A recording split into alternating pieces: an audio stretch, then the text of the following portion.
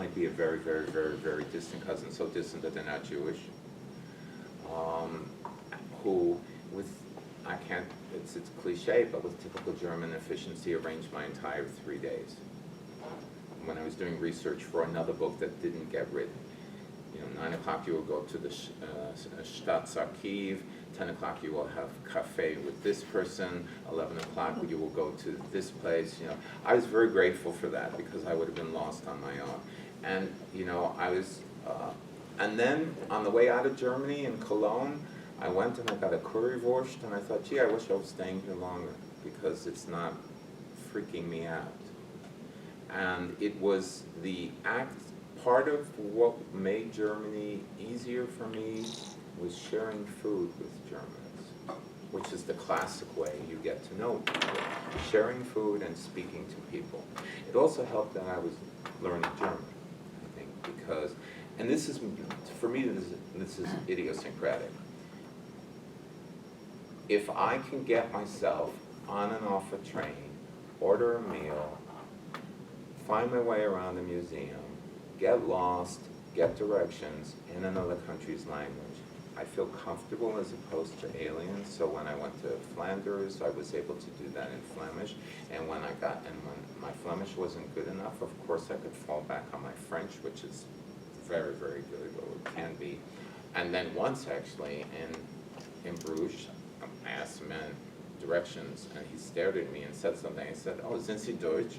And so I had an extra language to fall back on. Yeah. It's I don't know how to explain it, but it's very idiosyncratic. I feel more comfortable in speaking the native language than not speaking it. Same thing when I went to Italy. I had enough Italian by the time I got there to do everything except order tickets to see the David, because I actually got the tickets. And then instead of saying I had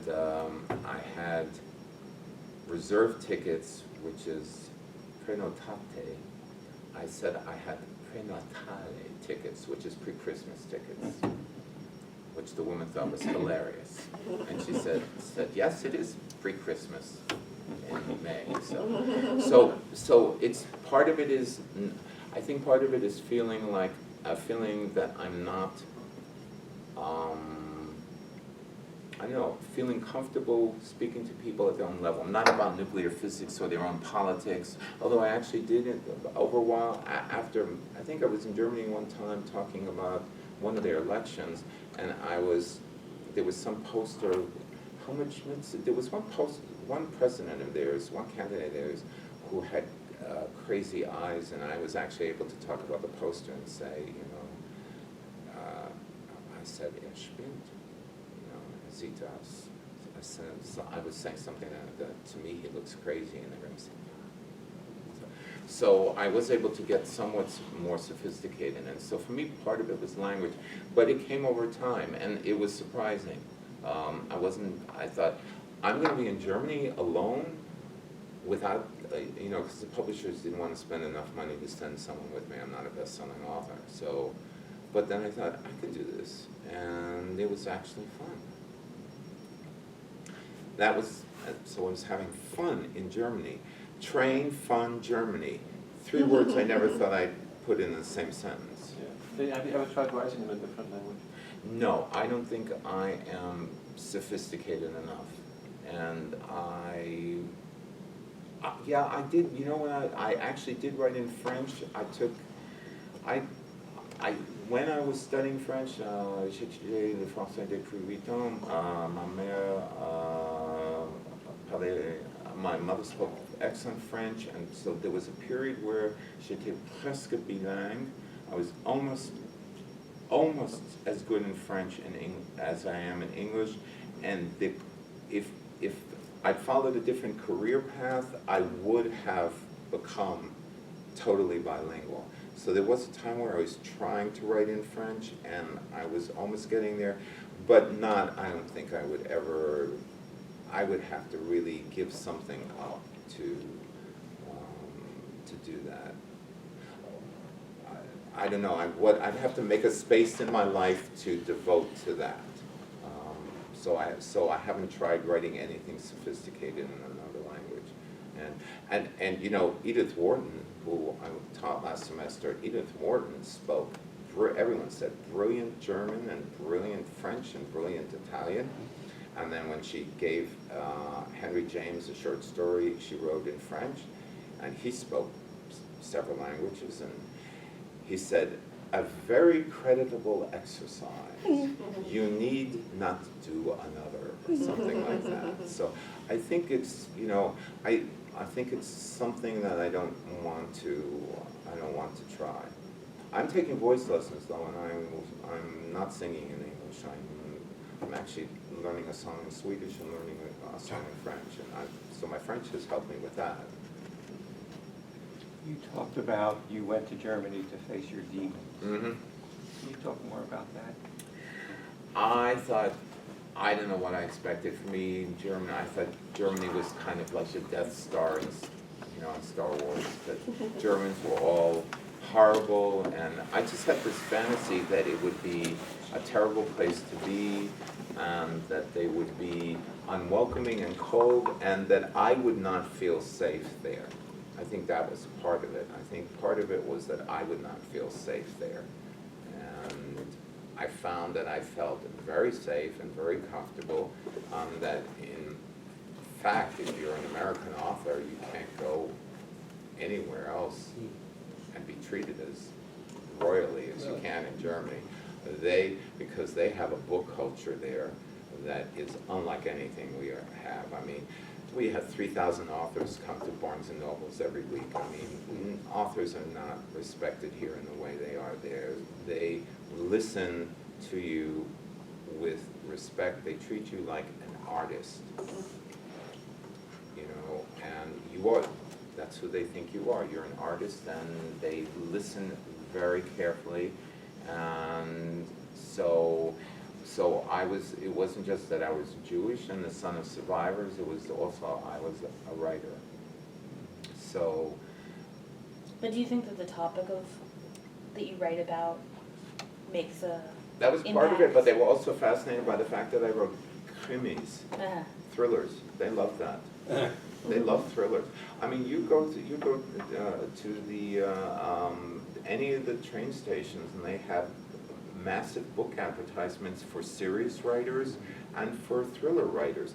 I mean, and the bookstores at the train stations are enormous, not like the little ones we have at our airports. They read, and they're not reading ebooks. It's a tiny proportion of ebook sales there. It's the biggest book market in Europe, when excluding Russia. I mean, it's the biggest, it's enormous. It's an enormous book market. So there's a lot of respect. So much respect that they can sometimes be too quiet. You know, in the beginning I had trouble getting used to that because they look so serious. Add German seriousness to German art seriousness, and you think, is any of this getting over? And I'd have a translator sometimes, and I'd say, are they enjoying this? Say, yes, they're listening. Not newspapers, and not during themselves. You mean during reading? Yeah. Oh, no, I mean in general, at the railroad stations. Here, everyone's got a New York Times. Yeah, or what? No, here everyone's got their phone. They're playing Angry Birds or whatever, or doing their email. I mean, it's a big phone technology culture, and yeah, they're on their phones. But I would sit on the train, and I would watch people read books, and I'd be reading something in German to keep myself.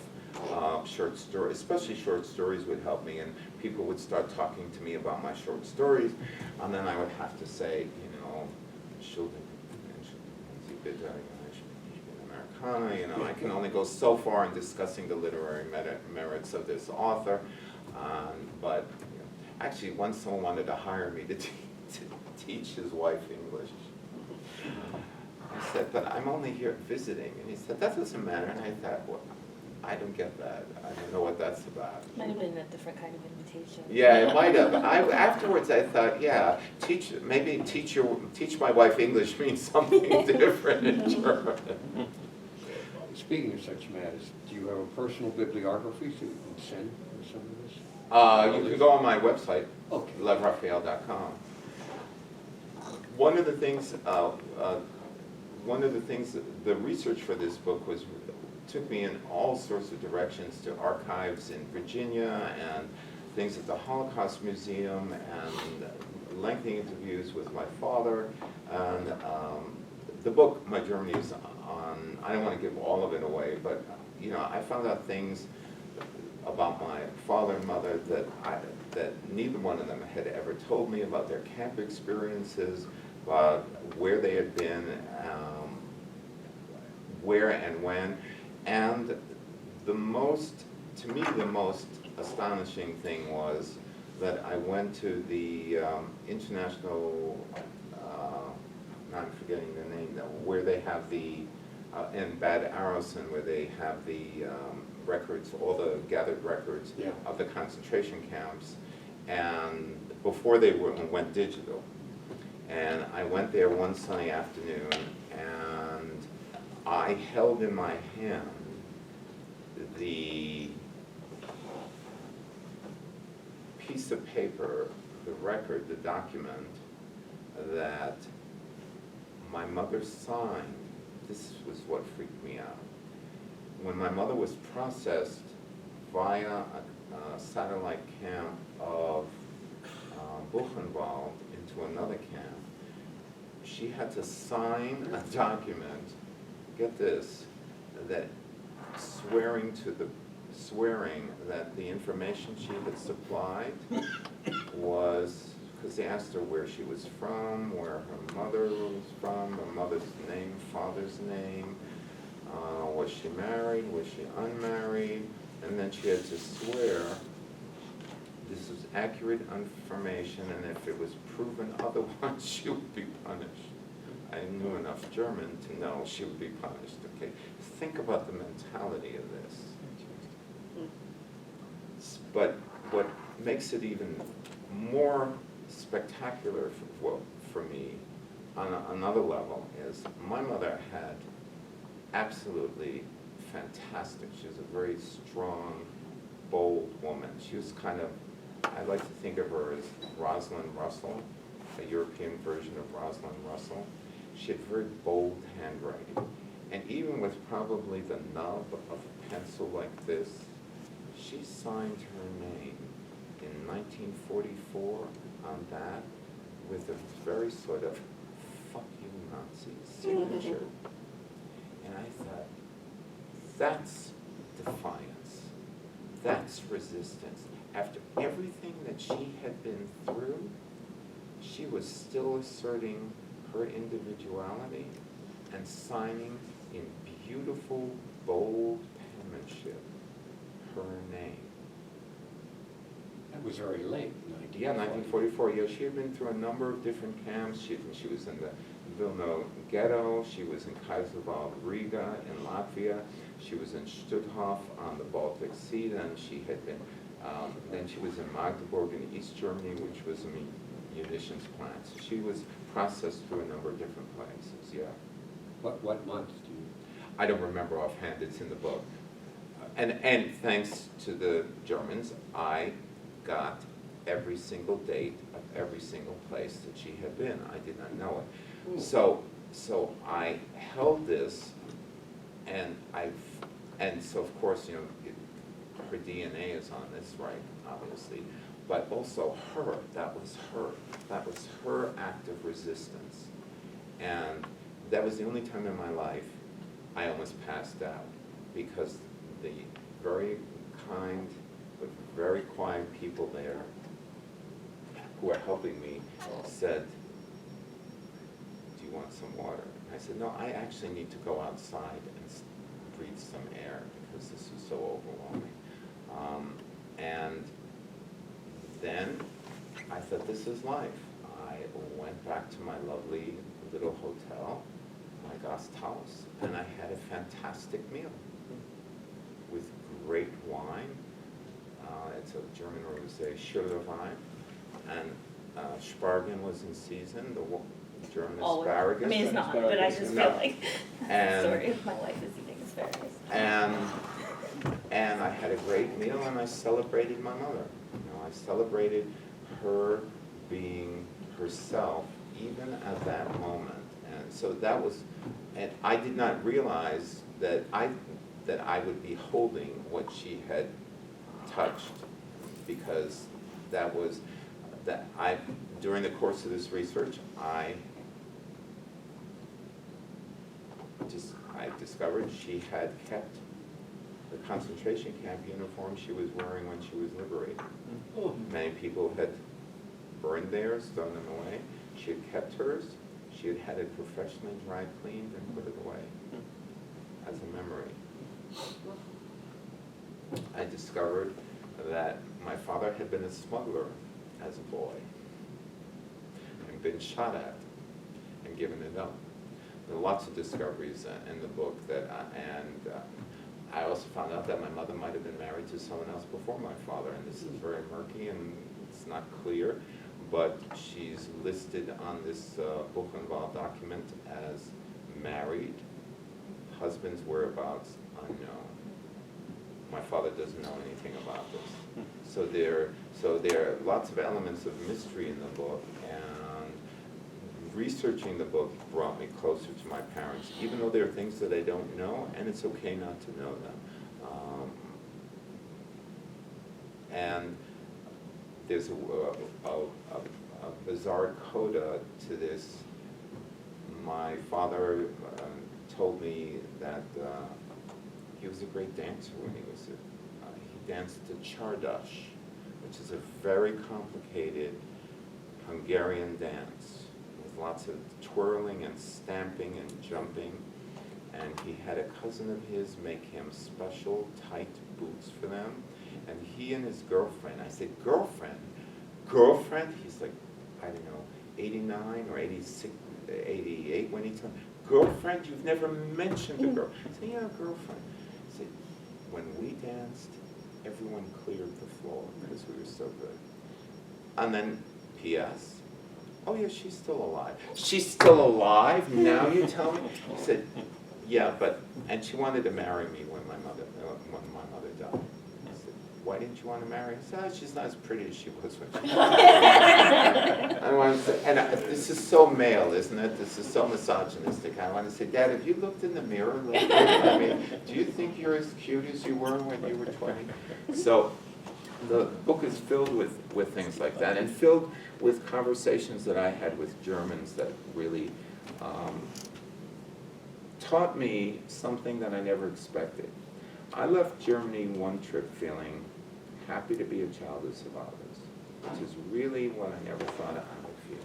Because I kept meeting people who would say, my father was a Nazi, my grandfather was a Nazi, they hid it from us. I'd be in big discussion groups and people would talk about the silence in our family. And I thought, I don't have anything to be ashamed of. There's no shame in my family. You know, I don't live with that. I live with the horror, but I don't go around thinking, oh my God, what did my mother do? What did my father do? They helped people when they could. So that was a really, I never said this to a German. I never said, man, you were really messed up. You know, I'm so sorry for you. I just listened. And that was the other thing. People, because I was coming through as a guest, people unburdened themselves to me, which I think, and a lot of them are really angry. There's still the grandchildren. Here's an example. My German publisher actually was more generous than my American publishers were. They assigned a sum to me and just threw euros. Yeah, it was euros then. Still, already threw euros at him for a weekend in Berlin. So we were just like doing everything, going everywhere. And suddenly he said, there was a box in our attic. I have a feeling I know where this is going because I've started hearing these. He said, they always said he was in the resistance. So you know where the story is. I open it up and there's a Nazi Party pin. Nazi Party card from 1933. He was angry. And he was angrier and angrier and angrier. And then, of course, other people at this outside cafe are kind of looking at him. There's nothing I could do. But I heard this from a lot of people. So, and the other thing I discovered there that was really intriguing was, I keep meeting Americans who say, well, don't you think the Germans need to do more to, talk Make about good the- again. Yeah, they make good again or talk about the Holocaust? Don't you think they're ignoring it? And I said, you can't escape the Holocaust in Germany. Everywhere you turn, there's a memorial, there are plaques, everyone is talking about it. Every day I opened up Magdeburg, a smallish city in East Germany. Every day I opened up the paper, there was something about the Holocaust. They found, or World War II. There was this revelation about this politician. There was a bomb, unexploded bomb found. I mean, they are living with this every single day. And Frank, it's my personal opinion, I could be wrong, but I think this is what's fueling Merkel. And it's Merkel? Merkel. Merkel, okay. Angela? Oh, no, Merkel. Well, someone in Germany told me it was Merkel. No, it's not. Maybe it's a regional accent then. I have no idea why they would say that. Yeah, maybe they just Angela wanted to Merkel. mess me about. Probably. So, tell me again, so it's Angela Merkel. Merkel, okay. I'm not a native speaker, right, but it's, well, Okay, so maybe that's what's fueling her drive to let in as many migrants and refugees as possible, a sense of guilt, but I don't know. But whatever, I mean, compared to the French or the Japanese, the Germans, you can't get away from it. And for me, one of the best times I had in Germany was 3 days in Munich where I didn't have to talk about the Holocaust at all.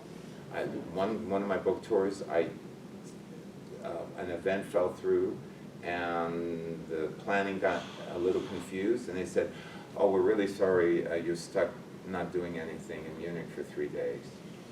I said, I think I can live with it. And I just had a ball, just going to restaurants, just being a tourist, just practicing my German. The funnest part was though, because they don't peg me as American. They always think I'm Norwegian. This is another story. When they start figuring out my nationality, but down there they say Grüß Gott in Bavaria instead of Guten Morgen. So they look at me and try to think, where is he from?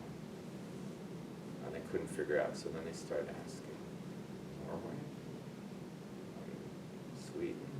They always go Scandinavia. So young people were Hungarian, Polish, Czech, Polish, Czech. Ukrainian, all those. Yeah, so I have I think we've talked about this before, but you grew up with Yiddish as your mama Russian, yeah? First language, yeah. So, And then it sort of, I heard it in my head, but then I stopped speaking it at home. so I have, for me, German and Yiddish have enough in common that it's a very problematic relationship in my head, because one is like, well, And then there are weird cognates like Darfen, because Yeah. that's a mess. Because one means may and one means should, and that's a mess. yeah, so is it, but also like their sort of significance as, like with German being so closely tied to, your mother and probably also your father spoke German before. My father grew up with Czech, Slovak, Ruthenian, Hungarian, and Ukrainian, Yeah. and Yiddish, but not German. I think he picked it up during the war. But He your had a mother great ear spoke it for that. before. She spoke French, German, Yiddish, Polish, and Russian. So I think it's, for her, it might not have been the language of oppression, right? Because it was already part of her well-educated language system. Right, upper middle class, yeah. But between the similarities of the actual languages and the divergence of their sort of impact on, maybe not your identity, but your mother's identity, your parents' identity? You know, is that hard, or is it weird, is it? It was weird hearing German in New York. Okay, there were two places I heard German. I grew up in Washington Heights, so there were 20,000 German Jewish refugees who lived there when I was growing up, including Henry Kissinger, although our paths never crossed because he was quite a bit older than I was. So, and I'll never forget, for some reason this phrase sticks in my head. Mein Broker hat gesagt zu kaufen IBM. I heard this when I was very, very little, and it's just stuck. It's somehow my broker said to buy IBM. It's the first German phrase I ever really comprehended. But the word order is mixed up, right? Or, no? Yeah, because it should be IBM zu kaufen. Yeah, it sounds more Yiddishy. Yeah, so it's kind of yeah. The accent is German, but so it's kind of Deutschmarisch. yeah. Deutschmarisch, which is a mixture of both, and there. Yeah, my parents used to tell complicated jokes of Jews trying to speak German, and I'll tell you one later. And so surrounded by the sound of real German. I mean, people who spoke German very well. German bakery, Austrian bakery nearby, and so it was sort of there in the background. And yet, if I were out in New York, if I were sitting on a bus or a train and I heard someone speaking German and he was 60 or 70, I might be wondering, is that guy from a camp? Is that guy a Nazi? And I would feel really, really hostile inside. So it used to weird me out. And logically, that person in New York could have been Jewish.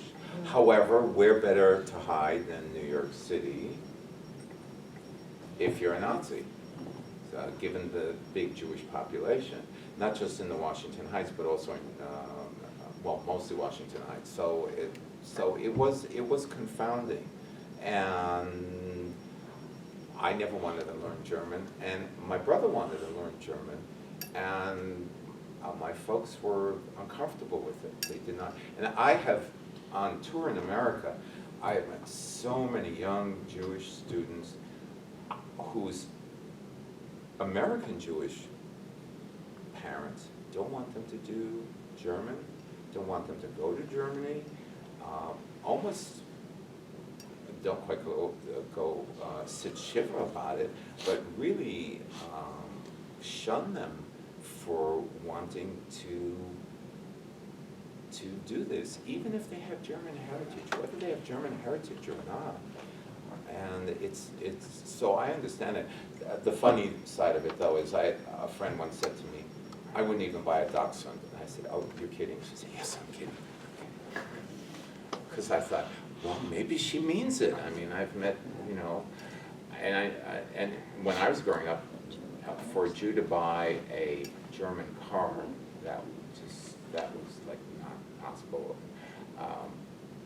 Now I don't think it carries quite the same weight, but I think there's still a lot of Jews who won't buy German cars. Yeah. Well, they wieder Gutsmacht.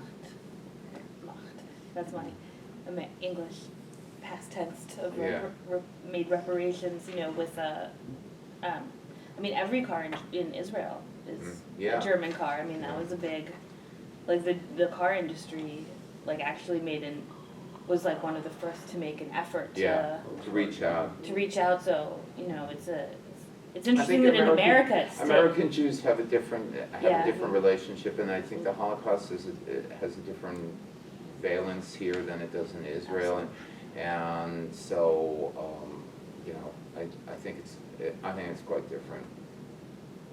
So I identify with the story you just told because that's how I grew up.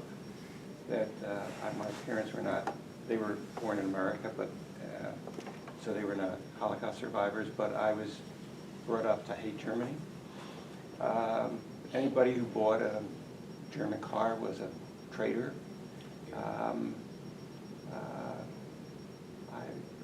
Hearing German or having any association with Germany was uncomfortable, painful. So I have the same demons. I had those demons. And I haven't had the emotional experience that you've had in coming to terms with that. I've gone through an intellectual process, saying, well, look what Germany has done for Israel, because we were also Zionists in my family. So, I would argue with my mother, well, yes, I understand how you feel, but look, Germany has helped fund Israel. And I think today, even to today, I say, well, look at the Germans, how they've accepted 1 million refugees when no other country has done that. And this shows how far they have come, that they are among the most humane countries, maybe that's not the right word, in Europe. They've learned from their past, and they've changed themselves. But I'm fascinated by your journey, which I've made in my head, but not in my heart. Yeah, and if you read the book, you see that where I go.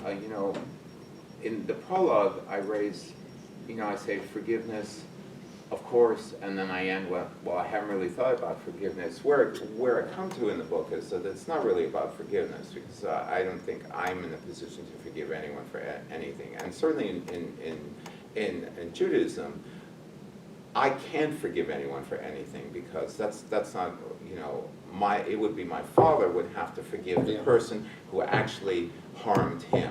That's where the forgiveness, believing that person would never do something again, like that again. But those people are dead. Okay, my father's 96. Okay, so this is not going to happen. Where I come to is where a lot of the discussion is now across between Jews and Germans. It's about reconciliation. It's about reaching across the chasm that was created by the Holocaust. It's acknowledging the chasm is there. It's acknowledging the wounds are enormous. It's not trying to paper them over. It's not trying to make them go away. But even that's very controversial. I've spoken at universities in Canada and the US. There was one university that, with a major Jewish studies program, that basically said, they email, people aren't always smart about their email. This guy will never speak at our university because of what he says. This message is horrible. Because I was speaking about reconciliation. So that's how hardline they are. We don't even want reconciliation with Germany. So I thought, okay. And we had that experience just last year with... The score. I was thinking Yes, the same thing. well, maybe Rabbi can talk about it. So this past year, the local Jewish Federation brought in Ava Moses Kor to speak, and it was hosted at our synagogue. And I got several very upset emails afterwards. It wasn't. I kept saying it was not my program. I didn't invite her. But she's made a name for herself because she has forgiven everybody. Right. The exact opposite of what you just said. Yeah. You couldn't do that. And people were very upset because in Judaism, it's more of a one-on-one kind of thing. And